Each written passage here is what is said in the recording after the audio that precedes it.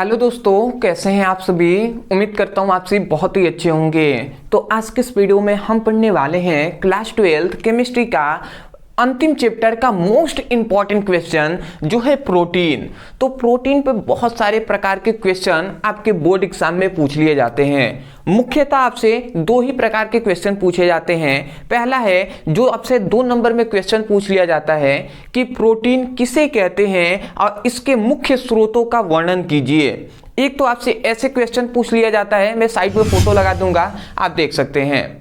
दूसरा आपसे क्वेश्चन ये कहता है कि प्रोटीन के प्राथमिक द्वितीयक संरचनाओं की वर्णन कीजिए। ठीक है, तो प्राथमिक संरचनाएं क्या होती है, द्वितीयक संरचनाएं क्या होती है, इसको आपको विस्तार में बताना होता है, जो आपके 5 नंबर में बोर्ड एग्जाम में पूछे जाते हैं। साइड में फोटो लगा दूंगा, आप देख सकते हैं, लगभग बार ये सब पूछे गए हैं। तो बहुत ही इंपॉर्टेंट ये टॉपिक है, इसी वीडियो में हम पूरा अच्छे से डीप में समझने वाले हैं। तो चलिए दोस्तों, हम अब देख लेते हैं कि ये टॉपिक क्या है। प्रोटीन। तो प्रोटीन किसे कहते हैं, अब थोड़ा थोड़ा हम डीप में डिस्कस करेंगे। सबसे पहली बात, प्रोटीन किसे कहते हैं, तो हमने ऊपर लिखा है कि प्रोटीन अल्फा एमिनो अम्ल से मिलकर बनने वाला एक बहुलक है। मतलब प्रोटीन क्या है, प्रोटीन जो है ना वो अल्फा एमिनो अम्ल से मिलकर बनने वाला एक बहुलक है, एक इकाई है, एक यूनिट है। समझ रहे हैं, एक इकाई है। किसका इकाई है, अल्फा एमिनो अम्ल का ही एक इकाई है। तो वही बात कहा जा रहा है, प्रोटीन अल्फा एमिनो अम्ल से मिलकर बनने वाला एक बहुलक है, एक इकाई है। इतनी बात समझ के उसके बाद लिखा है कि अल्फा एमिनो अम्ल आपस में पेप्टाइड बंध द्वारा ही जुड़े होते हैं। ठीक है, मतलब अल्फा एमिनो अम्ल आपस में पेप्टाइड बंध द्वारा जुड़े होते हैं। तो अगर परिभाषा आता है तो आप यही बात लिखेंगे कि प्रोटीन अल्फा एमिनो अम्ल से मिलकर बनने वाला एक बहुलक होता है। इतनी बात परिभाषा में लिख देंगे। उसके नीचे एक और हेड आप याद रखेंगे इसको कि जो अल्फा एमिनो अम्ल होता है, अल्फा एमिनो अम्ल जो होते हैं ये आपस में पेप्टाइड बंध द्वारा ही जुड़े होते हैं। ठीक है, और कैसे जुड़े होते हैं वो मैं बता दे रहा हूं। तो सबसे पहले अल्फा एमिनो अम्ल, तो अल्फा एमिनो अम्ल हम ले लेते हैं जिसका सूत्र होता है ध्यान से आप समझेंगे, NH2CH2COOH। ये अल्फा एमिनो अम्ल है। तो अल्फा एमिनो अम्ल का हम 2 अणु ले लेते हैं। ठीक है, यहाँ पे क्या जानना, अल्फा एमिनो अम्ल आपस में, आपस मतलब अल्फा एमिनो अम्ल के जब 2 अणु होंगे, एक ये अल्फा एमिनो अम्ल है, एक और हम ले लेते हैं COOH। तो देखिए अल्फा एमिनो अम्ल के हमने 2 अणु ले लिया। अब ये दोनों अणु आपस में जुड़ते हैं तो पेप्टाइड बंध द्वारा ही जुड़ेंगे। कैसे जुड़ेंगे समझिएगा। देखिए सबसे पहले क्या होता है कि यहाँ पे हम देखेंगे तो 2 हाइड्रोजन है कि नहीं है, और यहाँ पे देखेंगे तो OH है। तो यहाँ से एक हाइड्रोजन इधर, एक हाइड्रोजन इधर, तो 2 हाइड्रोजन मतलब H2 हो गया, और यहाँ से एक ऑक्सीजन निकलेगा तो O निकलेगा, O हो गया। तो इधर से H और OH, यहाँ से तो H2 निकलता है, और फिर से इसमें से भी H और OH निकलता है तो H2 निकलता है। मतलब हम कह सकते हैं कि 2 मात्रा में यहाँ से H2O निकलता है। ठीक है जी, जब 2 मात्रा में H2O निकलता है तो उसके बाद यहाँ पे क्या बनेगा समझिएगा। यहाँ से एक हाइड्रोजन निकल गया है तो NH होगा, तो NH हमने लिख दिया। फिर से डैश CH2 होगा, फिर से CO होगा, CO ही ना होगा, OH तो निकल गया है, और CO के बाद फिर से ये जुड़ेगा। तो यहाँ पे क्या जुड़ेगा, NH, क्योंकि यहाँ से भी एक हाइड्रोजन निकला हुआ है। तो NH, फिर से CH2 और फिर से CO, यहाँ से OH निकल गया है तो CO। तो देख रहे हैं, तो यहाँ पे अगर आप देखें तो 2 एमिनो जो अम्ल हैं, 2 अल्फा एमिनो अम्ल है, ये एक पेप्टाइड बंध, यहाँ पे जो जुड़ा हुआ है ये पेप्टाइड बंध द्वारा ही जुड़े हैं, पेप्टाइड बंध। ठीक है, तो ये किसके द्वारा, पेप्टाइड बंध द्वारा ही जुड़े होते हैं। देख रहे हैं ना, यहाँ पे एक अल्फा एमिनो अम्ल, दूसरा अल्फा एमिनो अम्ल पेप्टाइड बंध द्वारा ही जुड़े हैं। ठीक है, बस केवल यही है कि जो जल होता है, जल के अणु होते हैं वो 2 मात्रा में बाहर निकल जाते हैं। तो यही बात कहा गया कि जो अल्फा एमिनो अम्ल होते हैं वो पेप्टाइड बंध द्वारा ही आपस में जुड़े होते हैं। बात समझ में आ गया। उसके बाद अब हम आगे बढ़ते हैं। दो बात याद रखेंगे, प्रोटीन किसे कहे तो यहां से लेकर आपको यहां तक लिखना होगा। उसके बाद प्रोटीन का स्रोत देखिए, दाल है, दूध है, सोयाबीन है, पनीर है, अंडा है, मांस है, मछली है आदि, और भी हो सकता है जैसे कि मूंगफली का जो गुद्दी होता है मूंगफली, ठीक है, तो मूंगफली में भी पाया जाता है, ठीक है। उसके अलावा बहुत सारे जैसे केले में भी पाया जाता है, ठीक है। तो केले में शायद नहीं, प्रोटीन केले में तो नहीं मुझे लगता है, मूंगफली के गुद्दी में पाया जाता है, तो इसमें पाया जाता है, याद रखेंगे। सबसे अधिक तो मछली, मांस, अगर मांस उसमें हम देखें तो मछली में सबसे ज़्यादा पाया जाता है, और शाकाहारी में देखें तो सोयाबीन जो होता है उसमें ज़्यादा पाए जाते हैं, ठीक है। अगला आता है, तो ये बात आप याद रखेंगे कि प्रोटीन और प्रोटीन का स्रोत क्या है, तो यहाँ तक आप लिख देंगे, आपको फुल नंबर मिल जाएंगे। अब यहाँ से एक क्वेश्चन स्टार्ट होता है जो है प्रोटीन की संरचना, ठीक है। अब प्रोटीन की संरचना हम समझ लेते हैं। तो प्रोटीन की संरचना आपको मुख्यतः दो ही पूछा जाता है, कभी कह देगा प्रोटीन की प्राथमिक संरचनाओं का वर्णन कीजिए, और कभी कह देगा प्रोटीन की द्वितीयक संरचनाओं का वर्णन कीजिए, ठीक है। तो इस प्रकार पूछा जाता है। आप समझते हैं, हमने लिखा है प्रोटीन की संरचना, इसके संरचनाएं 4 स्तरों पर समझा जा सकता है। आसान शब्दों का हमने प्रयोग किया है, इससे इजी में कहीं नहीं मिलेगा, ठीक है ना। तो ध्यान से आप समझेंगे तो यहाँ पे हमने केवल क्या लिखा है कि इसकी संरचनाएं, मतलब प्रोटीन की जो संरचनाएं होती हैं वो 4 स्तरों पर समझा जा सकता है। पहला है प्राथमिक संरचनाएं, दूसरा है द्वितीयक संरचनाएं, और भी इसके एक और होता है तृतीयक संरचनाएं, चतुर्थ संरचनाएं, उसको अलग अलग नामों से भी जाना जाता है। तो मुख्यतः 2 ही आपसे बोर्ड एग्जाम में पूछे जाते हैं, तो 2 ही हम डिस्कस करेंगे, ठीक है ना।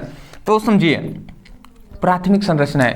अब प्राथमिक संरचनाएं किसे कहते हैं, तो हमने लिखा है कि एमिनो अम्ल के विशिष्ट क्रम में जुड़ने पर बनने वाले पॉलीपेप्टाइड श्रृंखलाओं को प्रोटीन की प्राथमिक संरचनाएं कहते हैं।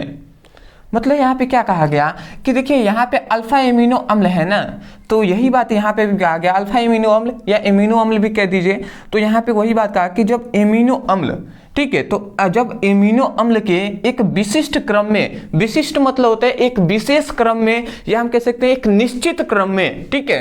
तो अल्फा एमिनो को एक विशिष्ट क्रम में जोड़ने पर बनने वाले जो पॉलीपेप्टाइड श्रृंखलाएं होती हैं, तो श्रृंखलाओं को प्रोटीन की प्राथमिक संरचनाएं कहते हैं।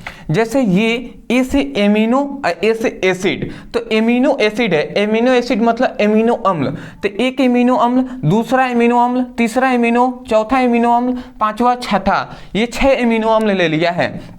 अगर हम देखें तो यहाँ पे ये एक श्रृंखलाएं द्वारा जुड़ी हुई हैं। इसी श्रृंखलाओं को हम क्या कहते हैं, पॉलीपेप्टाइड श्रृंखला या पॉलीपेप्टाइड बंध हम कहते हैं, ठीक है। तो पॉलीपेप्टाइड श्रृंखलाएं द्वारा जुड़ी होती हैं, मैं लिख दे रहा हूं पॉलीपेप्टाइड श्रृंखला। याद रखेंगे ये सभी पॉलीपेप्टाइड श्रृंखलाएं हैं, परंतु यहाँ पे ये जो है ये मुख्य, ये तीनों को जोड़ा हुआ है, ये जो बंध बन रहा है यहाँ पे पेप्टाइड बंध बन रहा है, ठीक है। तो ये बात आप समझ रहे होंगे, ये पॉलीपेप्टाइड श्रृंखलाओं द्वारा आपस में जो एमिनो अम्ल होते हैं वो जुड़े होते हैं। तो इस प्रकार की संरचनाओं को हम क्या कहते हैं, प्राथमिक संरचनाएं कहते हैं। मैं आशा करता हूं समझ के होंगे। आप यही लिखेंगे कि एमिनो अम्ल को एक विशिष्ट क्रम में जोड़ने पर बनने वाला जो पॉलीपेप्टाइड श्रृंखलाओं को प्रोटीन का प्राथमिक संरचनाएं कहते हैं। आशा करते हैं समझ के होंगे। आते हैं द्वितीयक संरचना पर। देखिए ये प्राथमिक संरचना समझ लिया, द्वितीयक संरचनाएं थोड़ा सा हार्ड है, आपको इसमें फिगर भी समझना होगा, ध्यान से आप समझेंगे तभी आपको समझ में आएगा। केवल मैं आपको कह दूं कि यहां से यहां तक ही इतना ही लिखना होता है, अब 5 नंबर आपको देता है इसी को। आसान शब्दों का हमने प्रयोग किया हुआ है, ध्यान से आप समझेंगे। हमने लिखा है कि प्रोटीन के द्वितीयक संरचनाएं में पॉलीपेप्टाइड श्रृंखलाओं के बीच हाइड्रोजन बंध बनते हैं, जिसे प्रोटीन की द्वितीयक संरचना कहते हैं। सिंपल सा हमने प्रयोग किया है कि प्रोटीन की द्वितीयक संरचना जो होती है, प्रोटीन की द्वितीयक संरचना, तो प्रोटीन की द्वितीयक संरचना में जो पॉलीपेप्टाइड श्रृंखला होती है, ये जो पॉलीपेप्टाइड श्रृंखला है, इनके बीच क्या होता है, हाइड्रोजन बंध बनता है। क्या बनता है, हाइड्रोजन बंध। परंतु प्राथमिक संरचनाओं में जो पॉलीपेप्टाइड श्रृंखलाओं के बीच जो बंध बनता है वो पेप्टाइड बंध बनता है, पेप्टाइड बंध। ठीक है, तो पॉलीपेप्टाइड श्रृंखलाओं के बीच जो बंध बनता है प्राथमिक संरचनाओं में वो पेप्टाइड बंध बनता है। परंतु द्वितीयक संरचना में ऐसा नहीं होता। द्वितीयक संरचनाओं में देखिए, प्रोटीन की द्वितीयक संरचनाओं में जो पॉलीपेप्टाइड श्रृंखलाओं के बीच कौन सा बंध बनता है, हाइड्रोजन बंध बनता है। तो जब हाइड्रोजन बंध बनेगा तो उसे प्रोटीन की द्वितीयक संरचना कहेंगे, और जब पेप्टाइड बंध बनेगा तो उसे प्राथमिक संरचना कहेंगे। समझ रहे हैं? तो यही बात कहा गया है। मैं आशा करता हूं याद हो गया होगा कि प्रोटीन की द्वितीयक संरचनाओं में जो पॉलीपेप्टाइड श्रृंखलाओं के बीच हाइड्रोजन बंध बनता है जिसे प्रोटीन की द्वितीयक संरचनाएं कहते हैं। इतनी बात समझ गए? अब याद रखेंगे जो प्रोटीन की द्वितीयक संरचनाएं होती हैं इसके दो प्रकार होते हैं। ठीक है, तो यहाँ पे हमने लिखा है प्रोटीन की द्वितीयक संरचनाएं के दो प्रकार होते हैं। अब इसके दो प्रकार भी बताएंगे तभी जाकर कंफर्म जो पूरा आपका कंप्लीट होगा। तो देखिए, पहला हमने लिखा है कि पहला है अल्फा हेलिक्स संरचना। अल्फा हेलिक्स संरचना, इसको हम समझ लेते हैं। देखिए, हमने लिखा है कि इसमें एक एमिनो अम्ल के, मतलब इसमें एक एमिनो अम्ल के, ठीक है, इसमें एक एमिनो अम्ल का जो CO समूह होता है, एक जो एमिनो अम्ल है, जैसे ये एमिनो अम्ल है, तो एमिनो अम्ल का जो CO समूह होता है समूह, तथा चौथे एमिनो अम्ल के जो NH समूह होता है, समूहों के बीच हाइड्रोजन बंध बनता है। ठीक है, इसलिए पेप्टाइड श्रृंखलाएं कुंडलित होती हैं।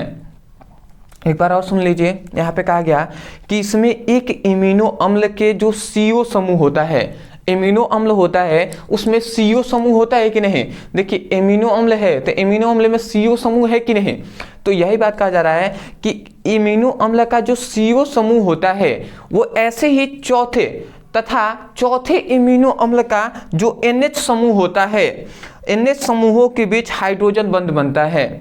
मतलब पहले एमिनो अम्ल का जो CO समूह होगा वो चौथे एमिनो अम्ल का जो NH समूह, NH होगा, NH, तो NH के बीच जो बंध बनेगा वो कौन सा बंध बनेगा, हाइड्रोजन बंध बनेगा। ठीक है, तो इसलिए पेप्टाइड श्रृंखला कुंडलित होते हैं। क्या हो जाते हैं, पेप्टाइड जो श्रृंखलाएं होती हैं, जो यहाँ पे पेप्टाइड जो श्रृंखलाएं बन रही हैं, पॉलीपेप्टाइड श्रृंखलाएं, ये कुंडलित हो जाती हैं। कुंडलित मतलब इसी प्रकार कुंडलित हो जाती हैं। नहीं समझ में आया तो कोई दिक्कत नहीं है, थोड़ा सा फिगर से हम समझ लेते हैं। देखिए, ये एक श्रृंखलाएं हमने इस प्रकार बना दिया है। ठीक है, लगभग इसी प्रकार आपका संरचनाएं बनता है। अगर हम इसमें समझें, इसमें ज़्यादा कुछ समझने वाला नहीं है, चिंता नहीं करना है, ध्यान से समझिएगा। मान लेते, देखिए ये जो श्रृंखलाएं है ना, तो इसमें चार मतलब यहाँ पे, जैसे यहाँ पे एक एमिनो अम्ल होगा, एक यहाँ पे, फिर से एक यहाँ पे आप देख रहे हैं, फिर से एक यहाँ पे, फिर से एक यहाँ पे, इसी प्रकार बहुत सारे एमिनो अम्ल इसमें होते हैं। तो यहाँ पे यही बात बताया गया कि प्राथमिक एमिनो अम्ल, मान लेते हैं पहला एमिनो अम्ल यहाँ है, तो प्राथमिक एमिनो अम्ल का जो CO समूह है वो चौथे एमिनो अम्ल, मान लेते हैं पहला एमिनो अम्ल यहाँ पे है और इधर से आ रहे हैं तो ये तीसरा एमिनो अम्ल है और ये चौथा एमिनो अम्ल है। तो पहले एमिनो अम्ल का जो CO समूह है वो चौथे एमिनो अम्ल के जो चौथे एमिनो अम्ल NH के हाइड्रोजन, NH के बीच हाइड्रोजन बंध बनता है। तो ये चौथा जो NH है, ठीक है, तो चौथे एमिनो अम्ल के NH के बीच क्या बंध बनता है, हाइड्रोजन बंध बनता है। वही बात कहा गया ना कि इसमें एक एमिनो अम्ल का जो CO समूह चौथे एमिनो अम्ल के NH समूहों के बीच हाइड्रोजन बंध बनता है। मतलब इन दोनों के बीच जो बंध बनेगा वो हाइड्रोजन बंध बनेगा, इसलिए हमने ऊपर हाइड्रोजन लिखा है, मतलब हाइड्रोजन बंध बन रहा है। उसके बाद फिर से ये तीसरा है ना, तो तीसरा फिर से ये अगर इससे जुड़ा है तो CO समूह फिर से चौथे वाला है, इससे फिर से चौथे वाला NH से जुड़ा है, तो इनके बीच भी हाइड्रोजन बंध बनेगा। फिर से यहाँ पे मान लेते हैं एक है NH समूह, तो ये भी अपने से चौथे वाले जो एमिनो अम्ल के NH समूह से जुड़ा होता है। इसी प्रकार ये CO है, ये भी अपने से चौथे वाले NH समूह के साथ जुड़ा होता है हाइड्रोजन बंध द्वारा। तो मैं आशा करता हूँ समझ के होंगे। देखिए अगर ना समझ में आए ना, आपको डीप में मतलब समझ में नहीं आ रहा है, मैं यही कहूँगा देखिए अभी समय नहीं है आपके पास। आप क्या कीजिएगा, कुछ नहीं, आप ये फिगर बनाइएगा और याद रखेंगे बस केवल ऊपर CONH, ठीक है, NH या HN लिख देंगे और एक सिंपल में रेखा से दर्शा देंगे ये एक बंध है। आपको पता बस इतना होना चाहिए कि इन दोनों के बीच जो बंध बनेगा हाइड्रोजन बंध बनेगा। तो इस प्रकार आप बना लीजिएगा। आपको ये लाइन आपको याद रखना है, अल्फा हेलिक्स संरचना, जिसमें याद रखना है कि एक एमिनो अम्ल का जो CO समूह होता है वो अपने से जो CO समूह होता है तथा चौथे एमिनो अम्ल का जो NH समूह होता है उनके बीच, मतलब एक एमिनो अम्ल का CO समूह तथा चौथे एमिनो अम्ल का NH समूहों के बीच हाइड्रोजन बंध बनता है, उसे ही अल्फा हेलिक्स संरचना कहते हैं। मैं आशा करता हूँ समझ गए होंगे। आते हैं दूसरे पे। दूसरा है बीटा हैलेरिया परत संरचना, या इसे ही बहुत सारे बुकों में ऐसे भी दिया है बीटा प्लीटेड शीट संरचना। अब इसको हम समझ लेते हैं, ध्यान से आप समझेंगे। थोड़ा सा लाइट ऑफ कर दिया हमने साइड में, इन्वर्टर डिस्चार्ज हो रहा है। तो देखिए दूसरा हमने लिखा है कि इसमें दो पॉलीपेप्टाइड श्रृंखलाएं एक दूसरे के समांतर होती हैं तथा इनके बीच हाइड्रोजन बंध बनता है। इसका मतलब क्या हुआ कि इसमें दो पॉलीपेप्टाइड जो श्रृंखलाएं होती हैं, ये पॉलीपेप्टाइड श्रृंखलाएं हैं ना, तो इनके एक दूसरे जो पॉलीपेप्टाइड श्रृंखलाएं हैं वो एक दूसरे के समांतर होती हैं तथा इनके बीच हाइड्रोजन बंध बनता है। यही बात केवल बताया गया कि जो पॉलीपेप्टाइड श्रृंखलाएं हैं वो एक दूसरे के समांतर होंगी। ठीक है, एक मान लेते हैं यहाँ पे पॉलीपेप्टाइड बना तो एक यहाँ पे बनेगा, एक दूसरे के समांतर होंगी और उनके बीच जो बंध बनेगा वो हाइड्रोजन बंध बनेगा। तो उसे ही हम क्या कहेंगे, उसे ही हम बीटा प्लीटेड शीट संरचना कहेंगे। तो इतना यदि आप बोर्ड एग्जाम में लिख देते हैं तो आपको फुल नंबर बोर्ड एग्जाम में मिल जाएंगे। मैं आशा करता हूं कि आपको अच्छे तरीके से समझ में आ गया होगा। मैं यही कहूँगा यदि आप चैनल पर नए होंगे तो चैनल को जरूर सब्सक्राइब कर लीजिएगा, क्योंकि आगे भी हम ऐसे ही कंटेंट आपको प्रोवाइड कराते रहेंगे। तो आप स्क्रीनशॉट ले लीजिए।